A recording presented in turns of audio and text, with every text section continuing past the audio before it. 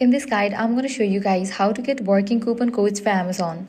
Let's get started. First, launch your preferred browser. In the search box, type in Amazon coupon codes and search for it. Different website links will appear. Using any of this website, you can easily get coupon codes for Amazon. For this guide, I'm going to use this one website, CouponFollow.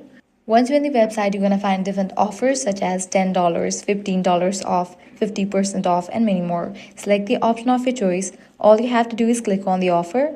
So I have selected 60% off. You're gonna get the code, copy it. Now while you are checking out from the Amazon, you will need to use this code. Then you're gonna get 60% discount on your order. Or you can directly click on the option of Redeem at Amazon. You'll be directed to the Amazon login page. So that's it. This way you can easily get Amazon working coupon codes. If this guide helped you out, do not forget to like, share, and subscribe to our channel. Thanks for watching.